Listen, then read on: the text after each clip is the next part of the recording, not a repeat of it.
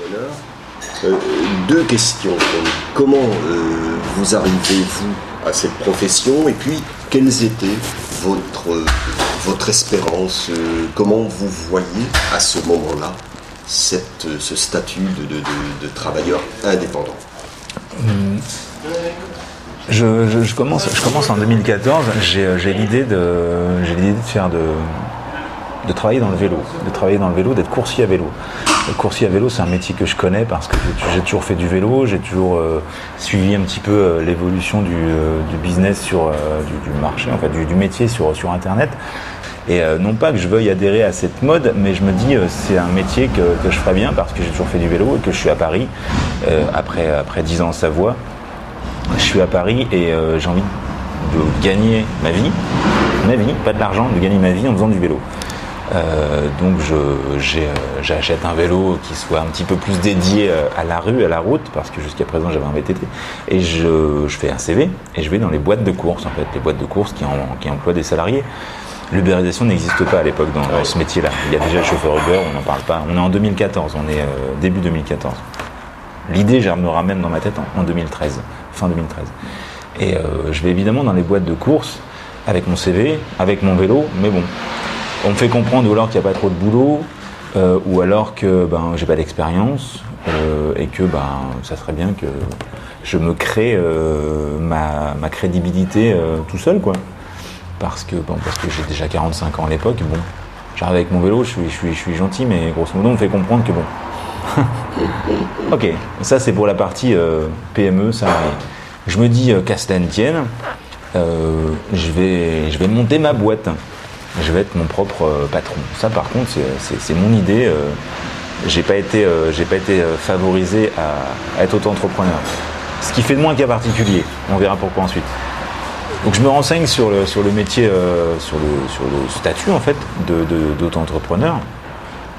Et en me renseignant sur le statut d'entrepreneur, j'arrive sur le site de la CCI, Chambre de commerce et d'industrie de Paris, sur lequel, donc début 2014, il y a un article sur une boîte qui s'appelle Toc Toc Toc, qui se veut le Uber de la restauration.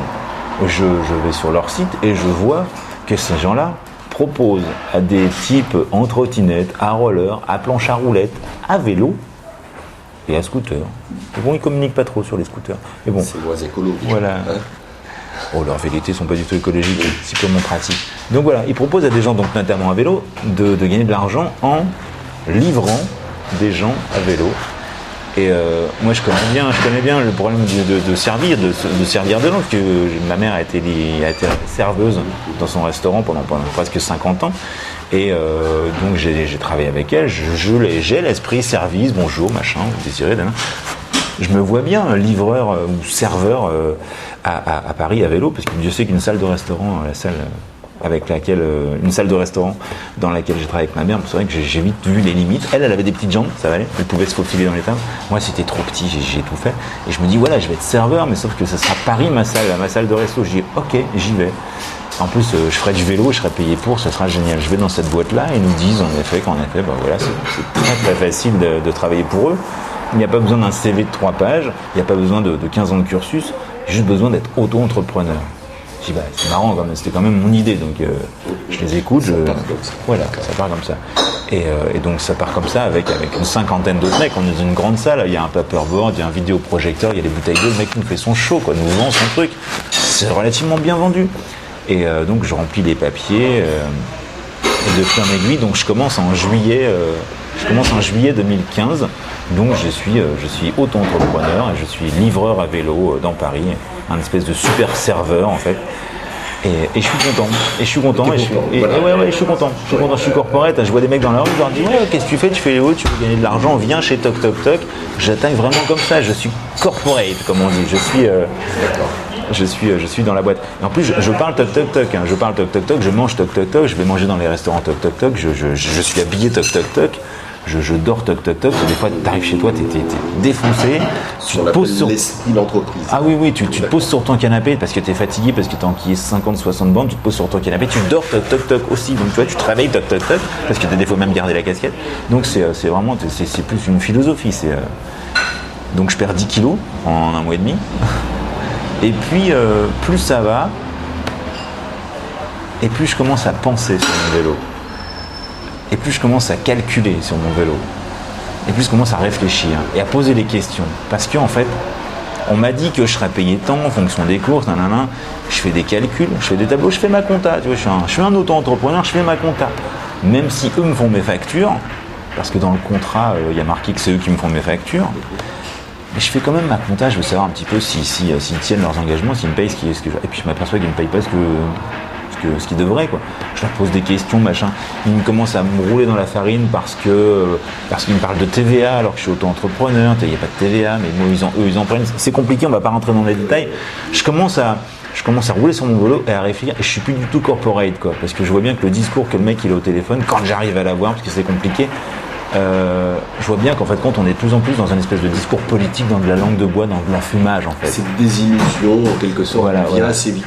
Voilà. Elle vient vite. Très très vite, hein, en espace de 5-6 semaines, quoi. J'ai commencé mi-juillet, mi-août, je m'aperçois qu'il y a un truc qui cloche, quoi. Il y a un truc qui cloche, c'est pas normal. Pourtant, au début, on parle pas d'ubérisation, on est quoi, une quinzaine dans Paris, il y a Toc Toc Toc, il y a que Toc Toc Toc. Hein. Il n'y a pas Deliveroo, il n'y a pas Take It Easy, il n'y a pas Foodora, il y a une boîte à Paris qui fait de la livraison à vélo. Je parle pas de course à vélo. Les courses à vélo, c'est vraiment les coursiers du pli, c'est un autre métier, c'est des salariés, c'est des PME. Donc il n'y a qu'une boîte à Paris qui fait de la course, de la livraison à vélo, bon, c'est eux.